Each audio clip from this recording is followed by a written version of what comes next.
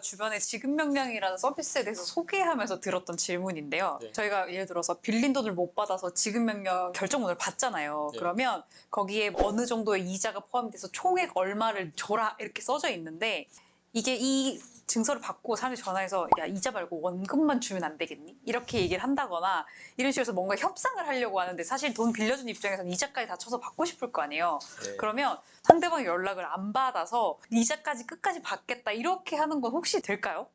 왜냐하면 민법상으로는 변제를 할 때는 비용, 이자, 네. 원금순으로 변제를 해야 돼요. 네. 그러니까 이제 뭐 예를 들어서 500만 원 빌려줬는데 이자가 50만 원 발생했다. 그러면 500만 원을 갚았으면 이자부터 차감을 하기 때문에 원금이 50만 원 남은 거예요. 케이스를 나눌 수 있는데 네. 지급명 확정됐는데 다 변제가 안 됐잖아요. 네. 그러면 강제로 돈을 나머지 금액을 집행을 할 수 있고 그리고 만약에 안 주면 채무 불이행자 명부 등재 신청을 할 수 있어요. 채무 불이행자라는 건 거의 신용 불량자 같이 될 수 있거든요. 그래서 이자를 안 줬다가 그 사람이 이제 진짜 짜증나서 그렇게 한다. 얼마 때문에 채무 불이행자 돼서 뭐 아파트 대출이든 전세담보 대출이든 그게 어려워질 수도 있겠죠. 아, 네.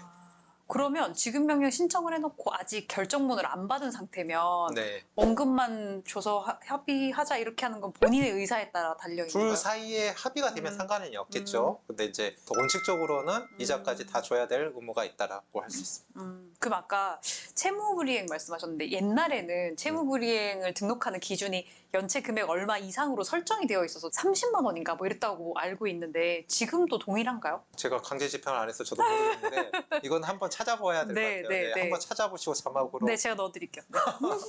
아니, 네. 이걸 조사하면서 네. 보니까 그런 게 있더라고요. 그래서 네. 예를 들어서 핸드폰 요금을 찔끔찔끔 연체를 하는데 채무불이행이 안 등록되는 이유가 그 상한선이 금액을 넘지 않아서라고 나오길래 네. 그래서 한번 여쭤봐야겠다 생각했었거든요. 아, 그리고 참 이것도 있었다. 예를 들어서 돈을 빌려준 사람하고의 사이에서 뭐 나는 이자를 10%로 하겠다라고 상호 협의가 됐는데 이의 신청할 때 아, 우리 10%는 솔직히 아니었잖아. 8% 아니야 라고 그렇게 이자율에 대해서 이의 신청을 하는 경우도 혹시 있는지 그다음에 이의 신청을 해서 10%가 아니라 8%가 책정된 금액으로 나오는 경우도 있는지 이런 게 궁금했었거든요. 우선은 이의 신청하면 지급명령으로는 안 되고 네. 민사소송으로 가야 돼요. 그래서 이의 신청을 했다라는 거는 무슨 뜻이냐? 누구 말이 맞는지 이 사람 말이랑 이 사람 말이 다르니까 판사님 앞에서 누구 말이 맞는지 가리겠다는 뜻이거든요. 네네. 이제 뭐 둘이 다르면 이제 판사님이 증거 가지고 판결을 하게 되겠죠. 실제 사례도 있는데 네.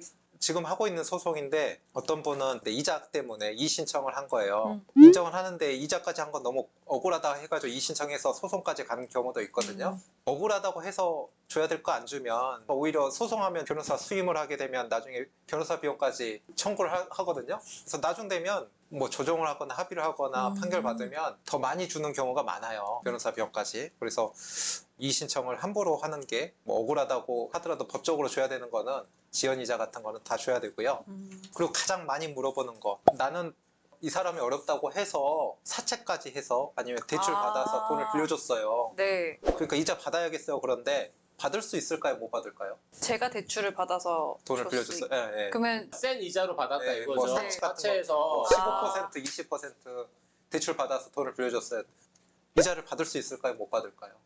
둘 사이에 그 똑같은 이율로 이자를 정하면 되는 거 아니에요? 네, 그렇죠. 그것 때문에 다툼이 생각보다 많아요. 원금만 갚겠다. 아니, 뭐 돈을 빌려달라는 거였지 이자 약정은 없지 않았냐. 근데 법적으로는 그렇게 돼요. 이자는 둘 사이 계약에 의해서 결정이 되는 거예요. 내가 집에 현금이 많이 있어요. 해가지고 뭐 20%로 돈을 빌려줄 수도 있는 거고 은행에서 20% 대출해가지고 무이자로 빌려줄 수 있는 거고 이자를 받을 수 있는 거는 둘 사이의 관계니까 만약에 대출 받아서 했다 그러면 대출 이자를 꼭 주기로 하는 뭐 약정이나 무조건 약정을 하셔야지 나중에 꼭 받을 수 그러니까 있으니까. 뭐 그럴 일이 많지 않겠지만 돈을 빌려주지 마세요.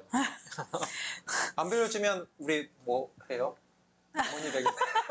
이제 생긴 사람들만 네. 다 해결해도 원인을 충분히 먹고 살 것 같아요. 아, 그렇습니다. 예. 앞으로는 돈 안 빌려주기. 그리고 안타까운 거는 빌려줄 때 신분증 같은 거 꼭 확인하면 좋을 것 같아요. 돈을 혹시나 빌려주면 실제로 떼이는 경우도 있지만 충분히 이해할 수 있으니까 빌려주는 경우도 있잖아요. 그런 그치. 경우라면 신분증이라도 꼭 확인하시면 좋고 뭐 최근에 그런 소송하고 있는 경우가 있는데 차용증을 썼는데 이름 주민등록번호 쓰고 지장까지 찍었는데 이름도 틀리고 주민등록번호도 틀리게 쓰신 분도 있어요. 그러니까 어. 꼭 신분증 같은 거 확인하시고 차용증도 쓰시면 돈을 빌려줬을 때 많이 도움이 될 것 같습니다.